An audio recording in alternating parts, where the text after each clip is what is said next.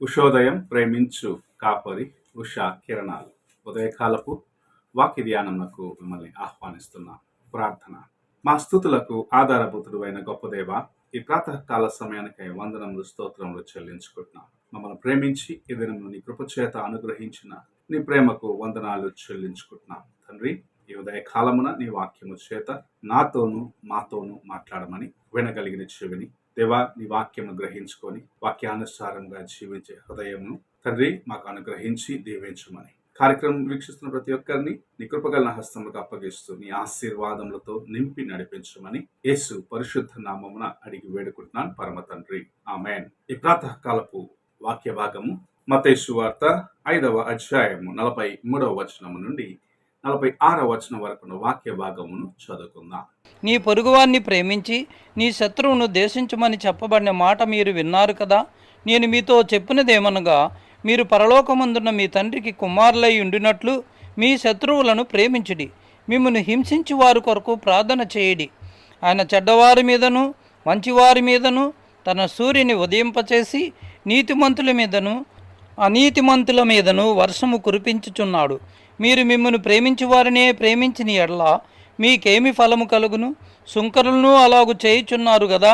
మనము చదివిన వాక్య భాగంలో ప్రభు అయిన యేసుక్రీస్తు ఒక వ్యక్తి యొక్క జీవితంలో కలిగి ఉండవలసిన ఒక ప్రాముఖ్యమైన సుగుణమును నేర్పించడం చూడగలము.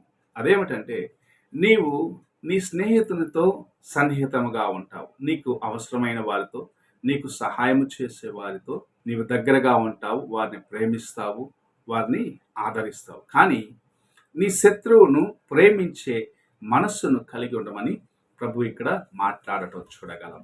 ఇది క్రీస్తు ప్రేమకు నిదర్శనముగా ఉన్నది. యేసు ప్రభు శిలువ మీద యాగముగా మన కోసం అర్పించబడుచున్న సమయమున ఆయన చేసిన ప్రార్థనను మనం ఒకసారి జ్ఞాపకము చేసుకుంటున్నట్లయితే, ఆయన శిలువ మీద 7 మాటల చేత మనల్ని బలపరిచినాడు. అందులో ఒక మాటగా, తండ్రి, వీరేమి చేయుచున్నారో వీరు ఎరుగురు గనుక వీరిని క్షమించమని ఆయన ప్రాణమును తీసేదాని కోసం, ఆయనను మరణానికి అప్పగించేదాని కోసం ప్రయాసపడిన వారిని చూసి చెప్పటం చూడగలం.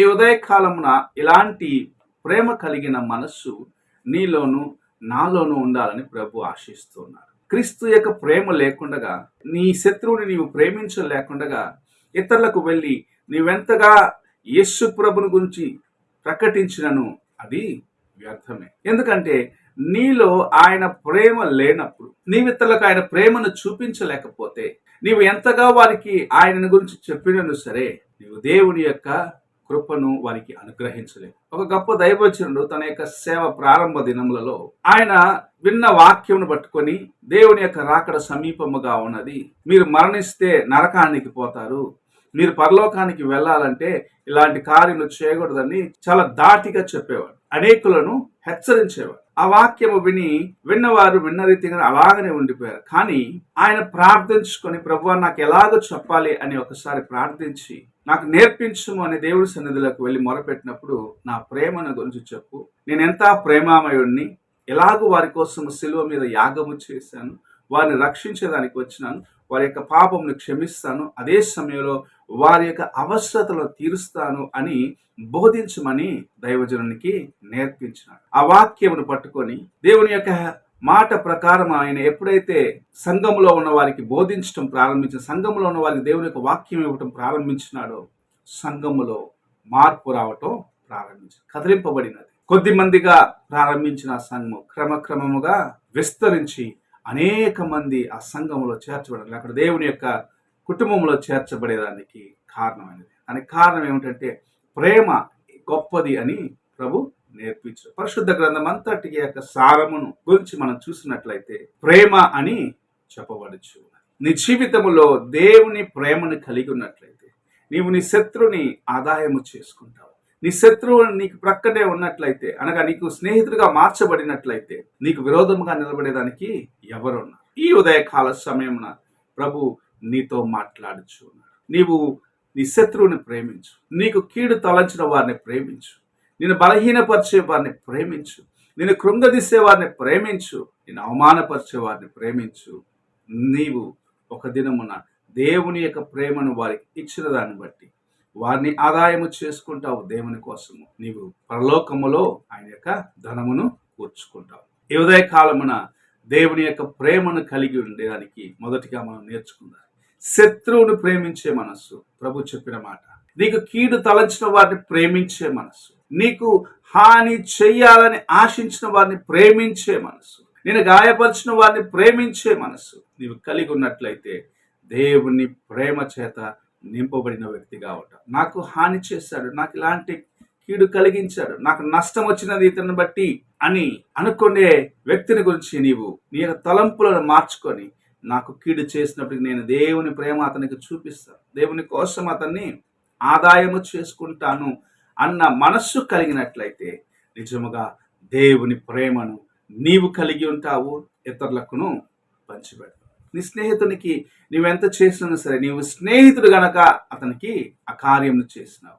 అయితే శత్రువుని ప్రేమించాలంటే అది దేవుని యొక్క ప్రేమను కలిగి ఉన్న వ్యక్తి మాత్రమే చేయగలడు. ప్రభు చెప్పిన రీతిగా పరలోకమందున తండ్రి మంచివారైనా సరే, అతను చెడుగు చేసినా సరే, ఒకే రీతిగా వారికి సూర్యరశ్మిని ఇస్తున్నాడు, వారిపైన వర్షము కుమ్మరిస్తున్నాడు, వారికి గాలిని ఇస్తున్నాడు. అన్ని కార్యములు ఆయన సమానముగా చేస్తున్నాడు. ఎందుకంటే ఒక దినము ఆ వ్యక్తి తన యొక్క హృదయమును నాకు అప్పగిస్తాడు. ఆ హృదయమును అతను అప్పగించడానికి నీవు జీవించే జీవితము కూడా ఒక సాధనముగా మార్చబడాలని ప్రభు ఆశిస్తూ నీతో మాట్లాడుచూ ఉన్నాడు.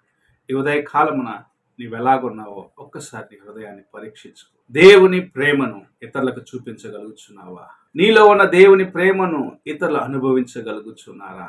శత్రువుని, నీకు కీడు చేసిన వ్యక్తిని కూడా దగ్గరకు చేర్చుకోగలిగిన మనస్సు నీవు కలిగి ఉన్నావా అని ఒక్కసారి నీవు పరీక్షించుకో, ప్రశ్నించుకో, ప్రార్థన చేసుకో. పరిశుద్ధుడు అయిన తండ్రి, కృపగల యేసయ్య, ఈ ఉదయకాల సమయంలో మీరు మాకు అనుగ్రహించిన కొద్ది మాటలు బట్టి వందనాలు, స్తోత్రములు చెల్లించుకుంటున్నాం తండ్రి. నీతోనైనా మేము ఇంకా దగ్గర అవ్వాలంటే నీ ప్రేమను కలిగి ఇతరులకు నీ ప్రేమను చూపించే వారిగా ఉండాలని నీ వాక్యం సెలవిస్తుంది. మా స్నేహితులను మేము ప్రేమించేదాన్ని బట్టి మాకేం ఆదాయం ఉండదు. మేము ప్రేమించేదాన్ని బట్టి వారు మమ్మల్ని ప్రేమిస్తున్నారు. అయితే మాకు కీడు తలంచిన వారిని, హాని తలంచిన వ్యక్తిని ప్రేమించగలిగినట్లయితే నిజముగా నీ కృపను, నీ యొక్క ప్రేమను కలిగి ఉన్నామని నీ వాక్యం సెలవిస్తుంది. దావీదులాగా నాయన ప్రాణము తీయాలని దావీదు తరుముచున్న సౌలును ప్రేమించిన మనస్సు, అలాంటి మనసు కలిగి ఉండేదానికి మాకును సహాయము చేయమని యేసు పరిశుద్ధ నామమున అడిగి వేడుకుంటున్నాను పరమ తండ్రి, ఆమేన్. తండ్రి అయిన దేవుని ప్రేమ, కుమారుడైన క్రీస్తు కృప, ఆదరణకర్తైన పరిశుద్ధాత్మక సహవాసం ఇప్పుడు ఎల్లప్పుడూ తోడై ఉండి సదాకాలము నడిపించును గాక. ఆమేన్.